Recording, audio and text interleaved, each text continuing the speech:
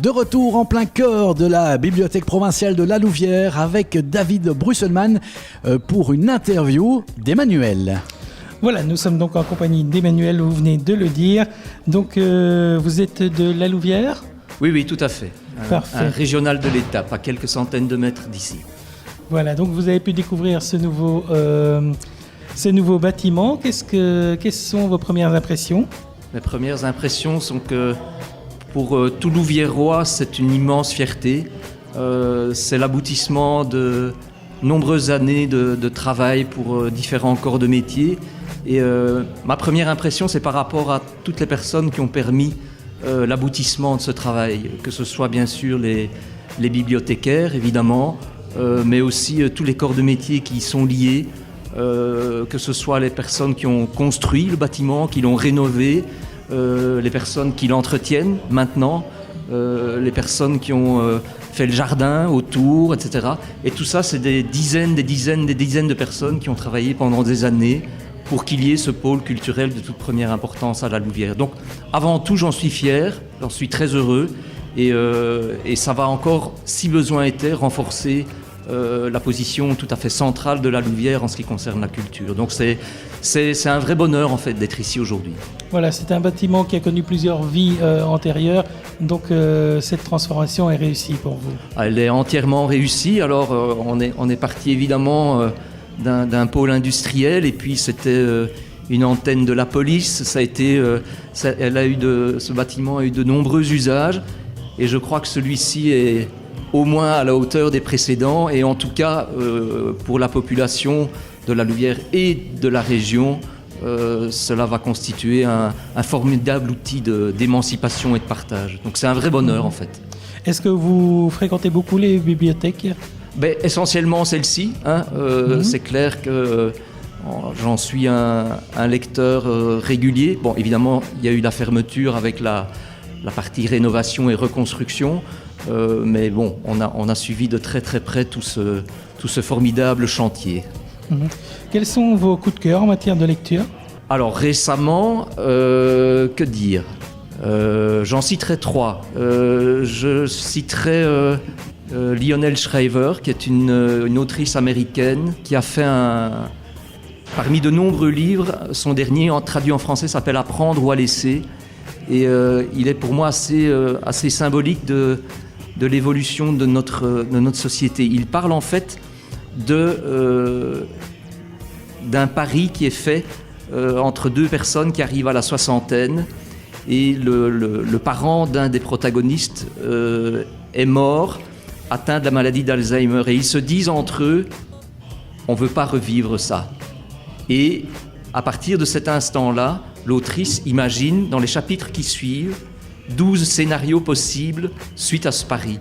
Et c'est un peu les multiples destins qui peuvent arriver à des personnages qui sont des personnages du quotidien.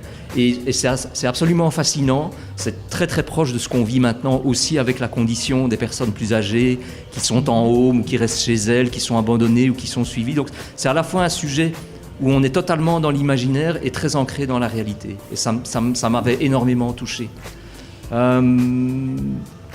Alors je citerai aussi, évidemment, il y a beaucoup de gens qui l'ont lu, mais il est pour moi tout à fait remarquable, le prix Goncourt, le dernier prix Goncourt, Veiller sur elle, de Jean-Baptiste Andréa, qui là aussi est quelque chose d'assez fascinant. C'est l'histoire ce sont les 5 dernières minutes de la vie d'un moine. Alors a priori, quand on le présente comme ça, un religieux qui est en train de mourir dans un couvent perdu en Italie, on se dit mais qu'est-ce que c'est que ce truc ? Et en fait, il s'avère que cet homme est en fait au départ un laïc et un sculpteur de génie. Et ce sculpteur de génie est issu de la pauvreté la plus crasse en Italie, a un jour rencontré une jeune fille de noble famille, et leur destin faisait qu'évidemment il était impossible pour eux qu'ils fassent autre chose que de se voir de loin, et c'est leur histoire en fait. Alors c'est à la fois une histoire d'amour mais pas tout à fait, c'est une histoire qui est dédiée à l'art, Comment fait-on pour créer une œuvre qui sera immortelle? C'est une histoire d'une profonde humanité ancrée dans le réel et qui va aussi dans l'imaginaire. C'est un prix Goncourt parmi les 15-20 derniers prix Goncourt d'un niveau exceptionnel, assez accessible et en même temps d'une profondeur fantastique. C'est un très très très beau livre, vraiment, que je me permets de recommander aux auditeurs. Et alors le dernier que je viens de finir mais qui m'a totalement bouleversé, en fait c'est un auteur islandais, John Kalman Stefánsson, qui a écrit un bouquin qui s'appelle Mon sous-marin jaune. Et c'est une histoire assez intéressante. C'est un homme qui est dans un parc à Londres et qui est en face de Paul McCartney. Et il se dit, mais ça c'est la chance de ma vie, je suis un fan absolu des Beatles, j'ai pas pu vraiment rencontrer les autres, et là je l'ai en face de moi, il faut que je l'aborde, c'est la chance de ma vie, c'est mon idole. Mais il peut pas le faire comme ça.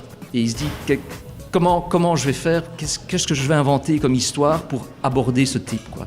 Et ce faisant, c'est un petit peu finalement comme les 5 dernières minutes de la vie de l'autre ou le pari sur la suite de l'existence. Au moment où il construit son récit pour aller trouver Paul McCartney, il se remémore sa propre existence et les scénarios qu'il a dans sa tête pour aller... Et c'est tout à fait exceptionnel. C'est un très très grand écrivain islandais, un des plus grands écrivains islandais contemporains. Et voilà, c'est mes trois coups de cœur récents en littérature. Eh bien, merci Emmanuel d'avoir partagé avec nous ces coups de cœur ainsi que votre ressenti par rapport à ce nouveau bâtiment du gazomètre. Donc, je passe immédiatement la parole à Jérôme. Merci Emmanuel pour votre superbe intervention. Merci David Brusselman. On se retrouve après une pause musicale ici en plein cœur de la bibliothèque provinciale de la Louvière. À tout à l'heure.